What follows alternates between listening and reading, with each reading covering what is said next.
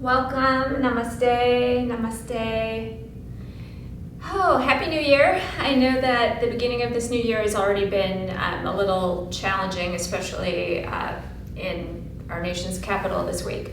So what I'd like to do is invite you all to just simply find a sense of peace and balance within the sanctuary of your own body.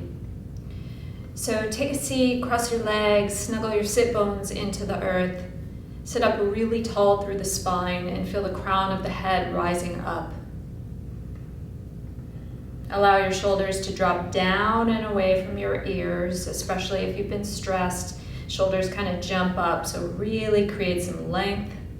And let's bring the hands to the heart center. Bowing the head for just a moment to set a clear intention for our practice. Collectively, we will work with the idea of coming home to our bodies, coming home to our breath.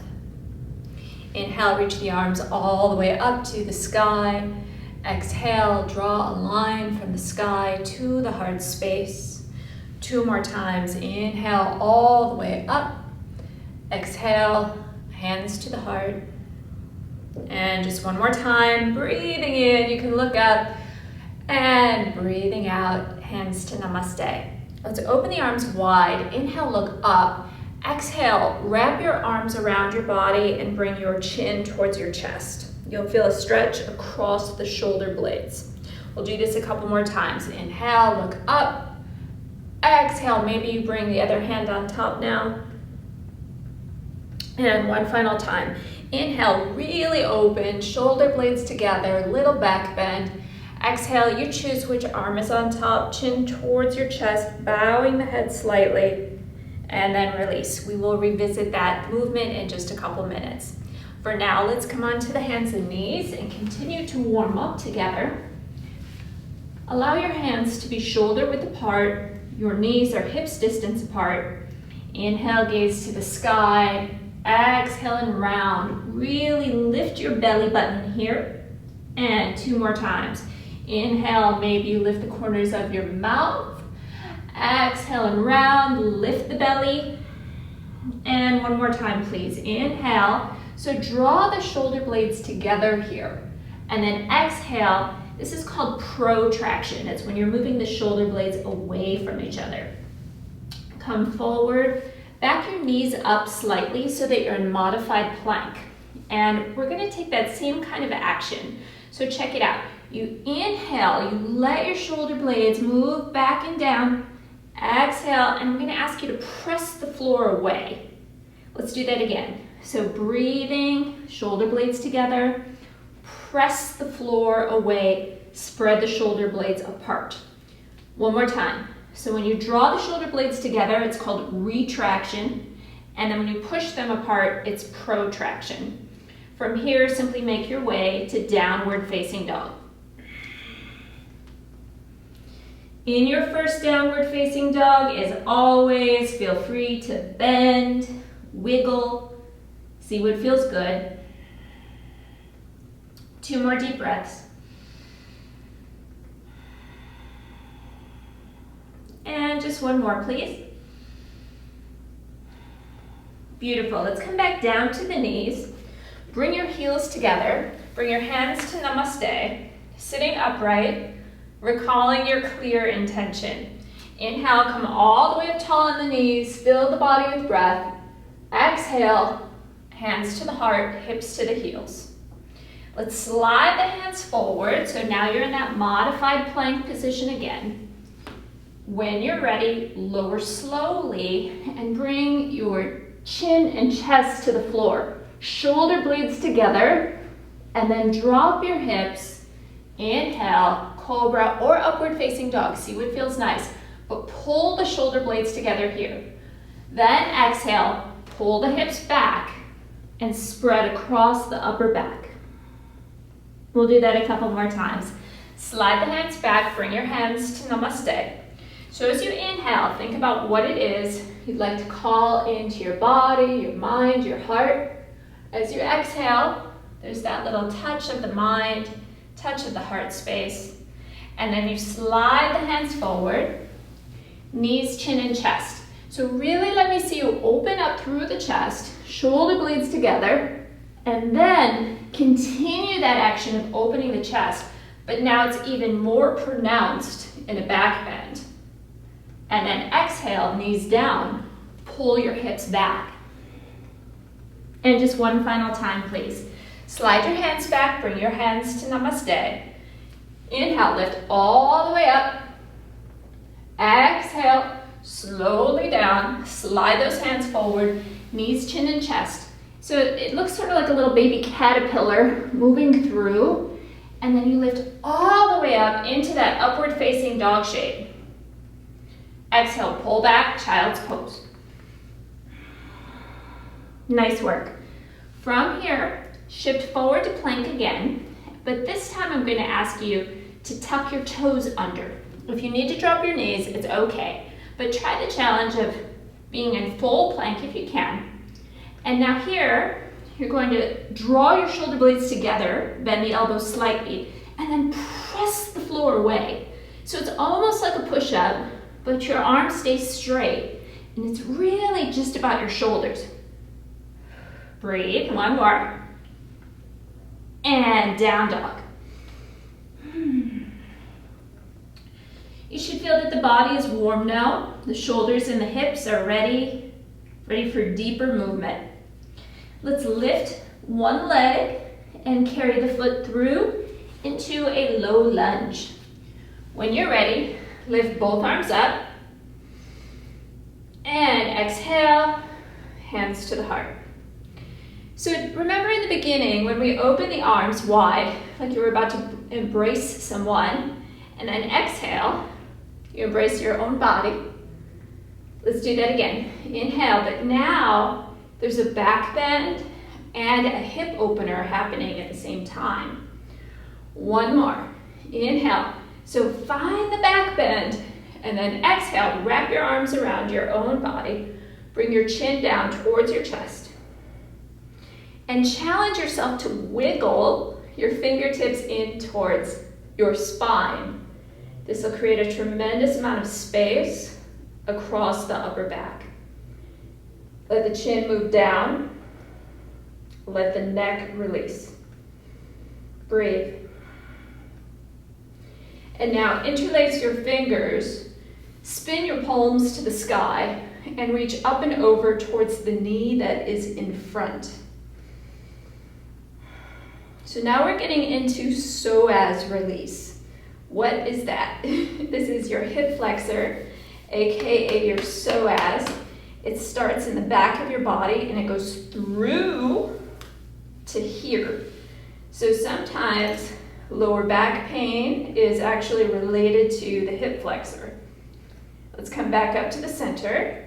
We're going to keep that low back and psoas really happy, and then bring your hands to the floor. Listen for the change.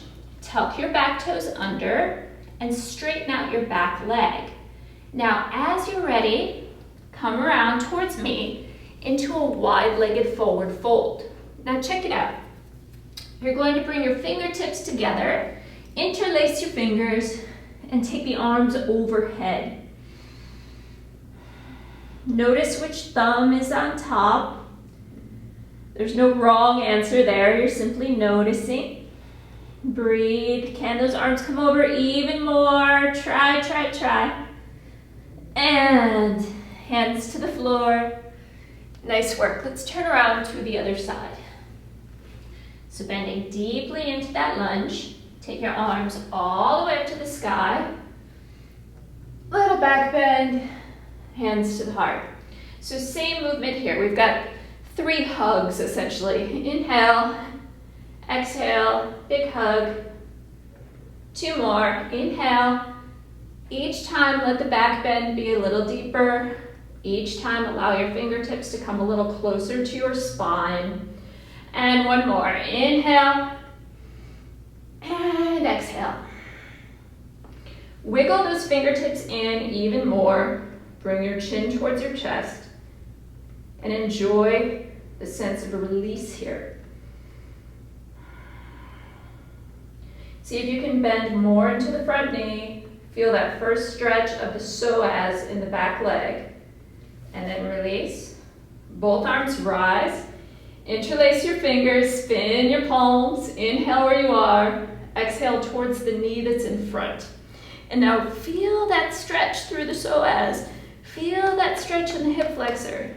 These are the muscles that tighten up when we are in fight or flight. And it's important to take the time later to release them. Come back up to the center. Little back bend if you'd like, and hands to the floor. You're going to turn to face me once again. All 10 toes point forward. Now this time, interlace with the opposite thumb on top, so the non-instinctual way. And the reason that we do that is so we maintain balance in the body, from right to left especially. It's human nature to favor one side, and we want it to stay balanced. Keep breathing. Can those arms come overhead even more, even more, even more? And release. Nice job. From here, simply come down onto your hands and knees and let your hips pull back into child's pose. You'll be there for 5 deep breaths. I'm going to take a moment to turn to the side so that you can see what's coming next. The next pose is called Anahatasan. And in yoga, Anahata means the unstruck. And it is the Sanskrit name for our heart center, the energetic heart center. And because this practice is about coming home, we're focusing on coming home to the heart. So from your child's pose, slide forward until your hips are directly above your knees, and then bring the forehead to the floor. Now you'll feel your heart melting down towards the earth. If you're a little more bendy, you can slide forward and bring your chin and your chest to the floor. Breathe. We're here for 3 deep breaths. Keep letting the heart melt down towards the earth. Let it feel good. Shoulder blades are powerfully together, and then slide forward into Sphinx pose. Lifting the heart. 2 more deep breaths. Elongate your neck, please. You got it. Let's crisscross the ankles behind you. Draw those knees forward. Have a seat. And we're going to be laying down. So as you're ready, go ahead and lay down. Bring your knees into your chest and come into happy baby. So we've actually done quite a few heart openers in the last few minutes. Let your body ground so that you're not feeling spacey or ungrounded in any way, which can sometimes happen when we do a lot of work in the upper body. I really love for you to feel the earth beneath you. Feel your feet. And now crisscross your knees like so, and try to take hold of the opposite foot with your hand, and then easily draw your feet down towards the earth. So stack your knees, feel your strength, feel your flexibility, especially in the outer hip and thigh. 2 more deep breaths. This pose has kind of a funny name. It's called cow-faced pose. I saw a movie a long time ago. It was a documentary, and it showed all the different poses in yoga and what they're named after. And they would put the 2 side by side, the pose and the object, like triangle and up dog. Switch the stack of your legs, please. And surprisingly enough, they did quite look like one another. It's totally fine if one side feels different from the other. If your left hip on top feels like, oh goodness, that's a new sensation, just know that that's totally normal. We're all a little bit stronger and more flexible on one side. Try not to have any judgment about it. Instead, just easily moving towards balance with patience and joy. Nice work. And we have one more easy pose before we slide into our final relaxation. Please bring one outer ankle to the opposite outer thigh. So I've got my right outer ankle on my left outer thigh, and I let my left knee simply drop over to the side. It's a little swivel. Let your arms come out to the sides. Your arms are almost making like an easy cactus or goalpost position. So the heart is open, the legs are grounded, and there's a feeling of ease in the body. Switch sides. Right foot comes down, left outer ankle to right outer thigh. Right knee drops over to the left. And if you hear or feel a little snap, crackle, pop there, totally normal. Air releasing in the spine, sounds like ch-ch-ch-ch. 2 more deep breaths.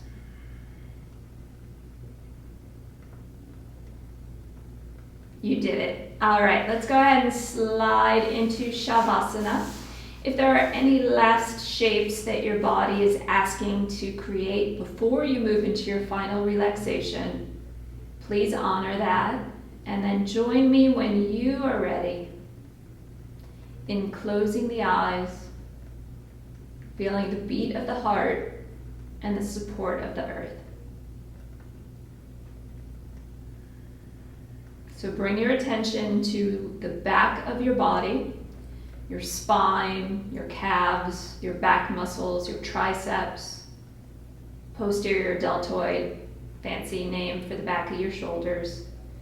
Feel even the back of your head against the floor. Feel everything in the back of the body, which is also called the posterior chain. Feel that supported by the earth.